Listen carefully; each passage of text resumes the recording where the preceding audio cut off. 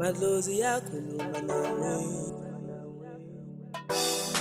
uNkulunkulu akukhetha ngani. Takazani Dimelang Khanya Lisedi. Hello everyone and welcome back to the 101 sessions with Gogo Msore, and I'm your host Gogo. I'm giving you guys tips, lessons and teachings on everything spirituality. Okay, so today we're going to be talking about self-initiation, right? So self-initiation is quite a bit of a controversial type of thing with a lot of spiritual people, because I feel like a lot of people that went through initiation are always like, self-initiation doesn't exist, right? And there's a lot of hate towards people that say that they're self-initiating, and then there are those people that are self-initiating and then looking for mentors, and it does bring a bit of confusion in most regards in terms of self-initiation, right? So since I am the Gaga with the tea, the Gaga with the info, I decided let me make a video about it so you guys know exactly what's going on with this thing. Okay, so as usual, I have my notes here, so yeah, we can basically jump into it, right? So first things first, the definition of self-initiation, or what exactly self-initiation is that self-initiation is a procedure where as a person is initiated by their ancestors as opposed to a kopela. So self-initiation doesn't necessarily mean that this person is their own kopela or this person is initiating themselves. It's actually a metaphor to actually state that the ancestors are initiating this particular person, right? This is whereby the ancestors guide you through certain rituals, procedures, and methods of evoking and appeasing them. This is where, as this particular methods are not going to be the same as the ones that you go through when you're in Epetreni, when you're in Twasoni, but they are very good in terms of appeasing the type of ancestors and spirits that you have.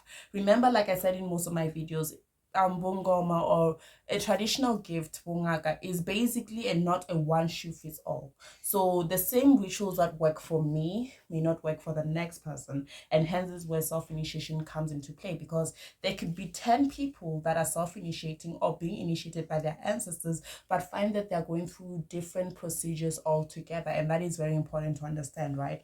This person is taught methods of healing, first of all, because every single person who's a healer or a sangoma or a traditional healer, the main purpose of you and your gift is to heal people that are sent to you. So these methods of healing can go to the extent whereas you are shown that different traditional herbs, taught different rituals by the ancestors. So it's more like a theoretical type of a learning procedure, right? Secondly, you're also taught on how it is that you need to divine. So divination tools differ depending on you and your personal gift and your ancestors and whatnot, right? So every single person has her own divination tools that they master. Even the divine bones that we have may differ from each other, from like here and there, right? So the divination tools that were used by your ancestors when they were alive, or that particular ancestor that is governing you when he or she was alive, is the exact same divination tools that your ancestors are going to teach you when you're in this procedure of self-initiation or being initiated by your ancestors. So how it works is that you don't necessarily just see everything at once and you're like, okay, now I see all of this, I know these things. The ancestors tend to take things step by step.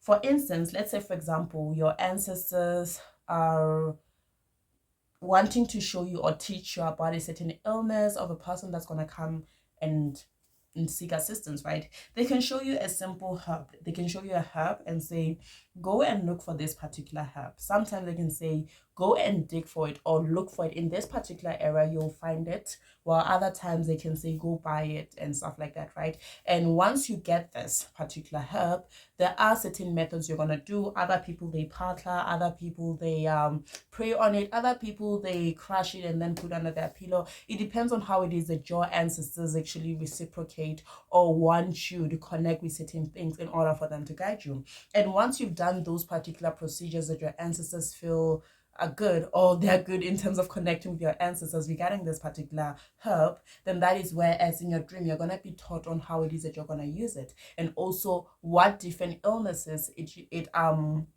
heals, right? And they can even go to an extent where, as they show you a person who's going to come to you, is going to be sent to you with this particular illness or disease or issue, and say, this is how you're going to use this herb on a person. But not all the time do they say, this is the person, go do this for them. Other times you can just find that you get the herb and someone just comes through and intuitively, spiritually, you're going to know that this is the kind of herb that I need to use, right? The same applies to divination tools. This is why, as you can see, maybe for example, or mamenemene, limenye, or because there are different types of divine bones, right? You can be shown one divine bone today, and it's gonna look in a specific type of way. That's the one that you're gonna need to get, right? And once you get that, there's certain things that you're gonna do. You can partner for it, or even when you're shown this particular divine bone, they can tell you this how you're gonna use it. But Lorna, like I said, sangomas, prophets, traditional healers, traditionally gifted people, they don't all use divine bones. So there are other methods of divination, and the type of method that you're going to use is solely dependent on the kind of ancestors that you have, right? Okay, so moving forward, so I noted down that in a nutshell, you do not initiate yourself, your ancestors initiate you. So that is a very important thing, because I feel like some part of the misconceptions in terms of self-initiation goes hand in hand with people assuming that you're initiating yourself and not understanding that your ancestors are initiating you. The ancestors provide a theoretical learning course for you to know, learn, and understand how they worked and how it is that you need to carry on from here onwards, right? And whereas that is the case, you will be initiated through your dreams and your visions. So saying that you'll be initiated for your dreams and your visions basically just emphasizing the fact that you're gonna have dreams, and in these dreams you're gonna be shown things that are needed and things that are supposed to be done. It can be a dream, it can be a vision, whatever you want to call it, but it doesn't just end there. You can also be shown things intuitively, so because some people have like a lefata. So lefata is basically your intuition. Yeah, I can say it's an intuition, right? So you basically are shown things via your intuition or your prophetic or dawe manner of speaking or connecting with the ancestors.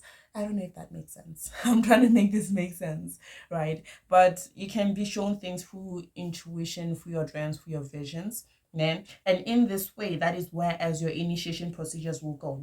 And there are dreams that specifically show you that you are self-initiating. So these particular dreams differ from person to person, but there are certain dreams that are quite common amongst people that are self-initiating, and that is part of the things that I want to touch up on, so you guys can understand. Let's say, for example, you're someone who has a spiritual gift, and instead of you being shown a kopela, because understand, a kopela needs to be shown to you. Let's say, for instance, your ancestors are not showing you a kopela, and they're not saying go look for a kopela yourself there, but there are dreams that are indicating that you have a spiritual gift. In this particular dreams, there will be dreams that are very important, and you might notice them and notice the fact that you are being self-initiated. Hence, you should not be looking for a kopela to begin with, right? So in this particular dream, the first dream that you can have as a significant sign that you are self-initiating or being initiated by your ancestors is that you dream of herbs and then you are taught on how it is that you're supposed to use them. That is something that I briefly talked about because it is a very important part, or rather a very important sign that you're self-initiating. And once you are shown like herbs in your dreams, I would advise a person, like always I advise my people, that if you're ever shown a herb, even though you don't know how it's used or what you should do to use it, go and look for this particular herb. Don't just sit back and say it'll come to me magically since I already saw in my dreams and my ancestors are gangster. No, go ahead and look for this herb. Even if you're not shown how it is that you're going to use it, you will be guided from there onwards once you've taken the first step in terms of getting this particular herb, because the ancestors, they move at the pace that you are moving. So let's say, for instance, you want clarity, you want guidance on certain things, but you're not taking the first step. Trust that your ancestors are going to sit back and say, we find to see what you're going to do about this type of thing, right? Secondly, during your awakening, you are specifically told not to go to a kopela. So there are certain people, like this thing, or a spiritual gift, it can be a torment for a lot of people, whereas people are like, you know what, I need to find a kopela. And this is whereas you find people trying to look for a kopela or going to different kopelas and initiating and finding that most of their things are not going well. Whereas others, the ancestors actually come through and say, you know what, you are not supposed to look for a kopela. Stay away from kopelas, or don't even go looking for a kopela. Yes, you can go to a sangoma and consult, check about your life, see the process, the progress in terms of your spiritual growth and awakening, but your ancestors are gonna strictly guide you or tell you not to look for a kopela, because the teachings that they have for you are teachings that other people as kopelas and sangomas may not have for you. name, and those are secretive teachings that they hold to themselves, and they're only looking to give to you when the time is right, name. Number 3, your dreams are very much connected. So connected dreams are actually one of my favorite dreams personally, because it's like you're watching a movie, you know, it's like you're watching a trilogy. You're watching Twilight, you're watching The Hobbit or Lord of the Rings type of thing, name. This is where, as I know it's weird, but this is where as you have a dream today, name. Let's say for instance, today you're having a dream, you're walking in a yellow road. That's the first thing that came to mind. And you see a door, you see a house, and you see a door. And in that dream, the end of the dream, you're trying to open the door, then to get in. Then the dream ends there. The next day or a few weeks later, you have another dream, and you're getting into that house, and it's like it's like it's moving forward. It's a sequel type of dream name. So those kind of dreams, step by step, they're very personal to a person. Whereas in this particular dream that you're having, you need to pay close attention, because every single detail from each part of the dream that you have will help and guide you in terms of your initiation procedure, your self-initiation procedure. So those dreams can be used by your ancestors to show you your progress in terms of your spiritual journey, and also to guide you on what it is that you need to do or where it is that you need to go in terms of your spiritual journey. So connected dreams, name, even though it is not the same for everybody, because for example, people that have already initiated and still have connected dreams, or people that are supposed to go to a Kopela can still have initiated dreams, but it is a huge sign to actually indicate that you are a self-initiate, or you are someone who's being initiated by your ancestors, name. Number 4, you dream of spiritual spaces, name, and these particular spiritual spaces, you are specifically told to visit them, and what it is that you need to do upon going to the spiritual spaces, and when you are there, what it is that you're supposed to do. So for instance, there are a lot of spiritual spaces that you are not necessarily supposed to go on your own. Most of the times, like for instance, is the river, the mountains, the spiritual caves, those kind of places, you're often advised to have a sangoma, a prophet, or anyone who's spiritually gifted, or anyone who has elevated in their spiritual gift, and know certain rituals that need to be done before and after and during certain rituals of entering spiritual spaces. They know how to do them, so you can actually do those things safely, name. But with people that are being initiated by their ancestors, you'd find that you have visions and dreams whereas you are shown going to these spaces, or specifically told you need to go to these spaces. And not only do you have these dreams where you see yourself going there or being told that you need to go there, those dreams are often accompanied with rituals that need to be done upon going there. Now, rituals that need to be done before going there, because you don't just go to spiritual spaces. There are things that need to be done beforehand, and also there are things that need to be done when you're there specifically. Let's say, for example, you're told to go to a river. Then the ancestors will then guide you through your dreams and your visions, what you need to do before going, how long you need to do these things, and after how many days of doing this particular ritual beforehand do you go to this river. And when you get to this river, what procedures and what things need to be done, because rivers and mountains and caves and spiritual spaces, they require, like, there are different rituals for different things that you want to do. So if your main objective or your main goal is to appease or evoke your ancestors, there are rituals that need to be done for that. And the same applies to people that are being sent to you. You might feel as though you are not ready, but your ancestors, they will say, you know what, right now you're very ready to actually start. And they're going to say, we're going to send this particular person to you, and when this person comes, do this ritual, take them to this place, and do this when you get there, for their life to be better. So it's very important for you to take note and pay attention to this particular dreams, whereas you are being shown and guided to a specific spiritual space. Number 5, people are sent to you and you're already shown how you must help them. So this is actually something that I pointed out already, but it's also a very important sign, and it's a very important thing for you to look at when you're self-initiating. Even though you may feel as though I'm not ready, I haven't went through certain things, I don't think I'll be able to help people. You know, the killer of spiritual people is the doubt that we tend to have upon ourselves, because the number of times where I felt like back in the old days, not now, these days I'm an OG, but back in the old days when I was still new to this spiritual life, I had so much doubt in my abilities and capabilities in terms of spiritual healing, helping and assisting people to my fullest capabilities. So I had so much doubts about that, right? But as time goes on, I feel like you get to understand that by doubting yourself, you doubt your ancestors. So to anyone who's self-initiating and you're not sure as to whether you're doing the right thing, as long as their ancestors are coming to you, they're guiding you and they're speaking to you. If they send a person to you, stop doubting yourself, because the minute you doubt yourself, you doubt your ancestors, right? Number 6. Whew, this is long. Number 6, you are dreaming of ancestral cloths. So ancestral cloths, it's a very complex note, or rather a complex point here, because ancestral cloths can also see them before you go into initiation. Understand that I went through initiation. It was hell. I'm kidding, it was good. But I went through my initiation, right? But even before I went to initiation, for those of you guys that have seen my previous videos, I talked about this before, I'd already seen traditional cloths, I'd already seen beads and whatnot. And my mistake, I'd say, was that I went and got them before entering initiation. So that's a story for another day. And I did point out why I felt like that was a mistake, right? But for people that are self-initiating, especially the ones that know for a fact that I am going for a self-initiation or I'm being initiated by my ancestors, when you see a cloth, it is advisable for you to get it. For instance, and not really for instance, but for people by Longo, they know for a fact that they need to go to a kopela. When you see a cloth, it's very important for you to specify, check, and be certain as to whether it is wise for you to get this cloth, to avoid blocking any other ancestors that are working with you, because we do tend to have multiple ancestors and spirits that are governing us, and the major thing is to allow them to all work together to make the spiritual journey a fruitful one, right? So seeing cloths is also a massive sign that you may be going through a self-initiation procedure, right? Number 8, or rather the second last, is that you have dreams whereby, number 7, sorry, you have dreams whereby you see yourself being taken through certain initiation procedures. So this one is a bit of a tricky one, né?